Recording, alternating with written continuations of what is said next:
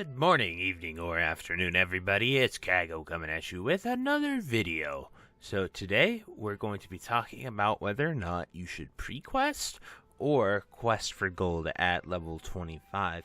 And this is kind of a debate I've seen people talk about. It's been going around. It's, it's something that I would just like to share my thoughts and opinions on, just to give you guys the info and, come to your own conclusions and sort of what my plan has been and what I've been doing. But before we get into the video, be sure to like, comment, and subscribe. Everything you guys do helps my channel grow, helps me get discovered, and helps me help as many people as possible, which is the entire point of my channel. So without further ado, let's get into the video. So when I say the term pre-questing, what I mean is a very popular thing that's sort of caught on in the classic community, and that is filling your quest log with quests and having them all completed. When we went into TPC and we went from TPC to Wrath, this was very, very popular and something that a lot of people did in the higher end communities, just so you could be level 71 or level 72 just right off the rip when it was Wrath of the Lich King. And so it helps you hit 80 even quicker, and it's just it's not really efficient. It's just a lot of work that you can do, and you can sort of backlog your quests. I know people going for like world first gruel kill and stuff like that. They literally made other characters to do all the dungeon quests that are level 60 and have them pre-ready for TPC. That's the levels of insanity that people go for this. Now I want to say why it's important here. So what you can do is fill up your quest log with level 25 quests. That'd be perfect, or higher than 25 quests. Leave an area to go quest in, and then also there are a lot of quest items like these. These are the animals you hunt. I'm just sitting here waiting for the Silithid Harvester, just on the chance that I can get lucky. He's a rare spawn. But these quests that they don't become quests until you right click them, and they're all central at Camp T for the hub. So what you could do is complete a lot of those quests, don't turn them in, and then you have that XP ready to go.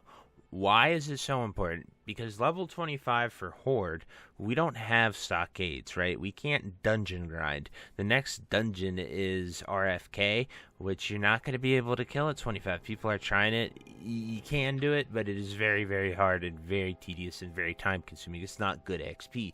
But if you were 28 per se, you'd have a lot more success doing that. And so when we look at what you can do with that, getting that instant level 27, 28 from doing all these pre-quests, you would benefit immensely, because you can then go and farm RFK till you can then go to Scarlet Monastery, and then you save tons of quests for when you hit 40 if you need gold. And then you also are one of the first people to be level 40 because you saved your time and had those pre-quests ready to go. Now, that's essentially what pre-questing is and some of the ideas behind it. Some of the best hubs for it are going to be Camp T, Splinter Tree Post, Drumstrand maybe could be arguably one as well if you complete those quests.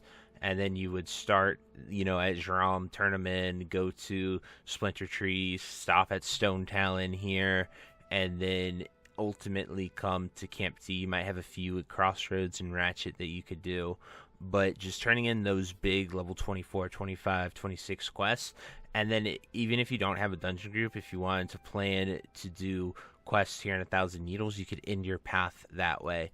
You could even start in Tarn Mill as well here in Hillsbrad Foothills, because there are a ton of quests here. If you didn't quest there to get 25, you could turn them all in here.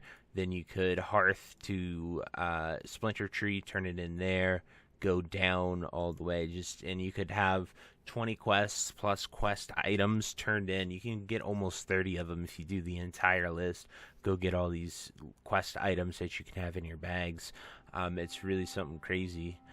But that's sort of what you can do with pre-questing and sort of a plan, a path. And I don't know exactly how much XP. I haven't calculated it out, but you could get instantly level 26, 27, maybe even 28 from doing all those. Anyway, now the argument for questing for gold. Gold is only so right? It's valuable. It has diminishing returns. So my advice would be pick a main, one character that you want to pre-quest, that you want to blast on. I'll probably do this mage here. He's been incredibly lucky. I even got the staff right here, which was freaking awesome. On my second run, I literally rolled a 100 on it. So I think I'm going to main my mage, and with my mage, I have a lot of these quests that I can sort of still do and have ready for some pre-questing, as well as mages benefit from the ability to teleport. They can get around the world really quickly, and then they can also be some of the fastest levelers by, doing solo SM farms, stuff like that. So we're just going to have to see what we can do, what our capabilities are when the next phase comes. But when we're questing for gold, I would recommend doing it on like alts, characters you're not going to play first, because generally you're going to level one character from 25 to 40, and then you can use that character to farm the expensive materials, the stuff that people can't get right off the bat. And then once you're happy, made enough gold, done something like that, then you can go back. So questing for gold, right now at max level, depending on the quest, this is a level 26 quest. It gives 1 gold, 50 silver. Most are between 1 and 2 gold depending on the level of quest. Here's a 28 quest. This gives 1 gold, 38 silver, some 30 silver items, and a hat. So that's just an example. If they give items, they're going to give less gold. That's just how it works. But questing for gold can be a pretty good gold making thing. You just got to be careful, because especially as Horde at 25, you're kind of locked. There's not much dungeon grinding you can do for good XP, so definitely keep that in mind and don't do all of them. Save yourself a hub, because you are missing out on a ton of XP that you normally would get, and in Classic, XP is few and far between, so definitely be aware of that when you are getting your quests done, because the worst thing would be that you literally did all your quests and you didn't have anywhere to grind, and you're just like kind of stuck at 25. So be cognizant of that. But anyway, that's sort of my pitch, what I think about whether you should pre-quest or you should quest for gold. It's really up to you. It depends how much gold you want, how much gold you need. Eventually, you get everything you want on the characters you're playing, so you just really don't need that much gold.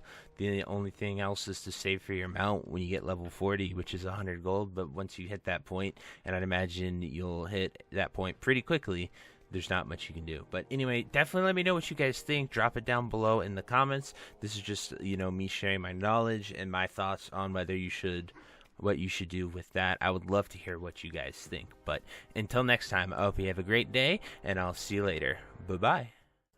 If you made it to the end of this video, thank you so much for watching. It truly means a lot to me. If you happen to find anyone that you know would also benefit from watching this video, please share it with them.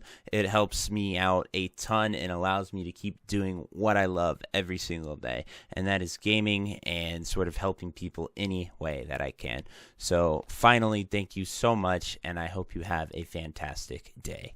Goodbye.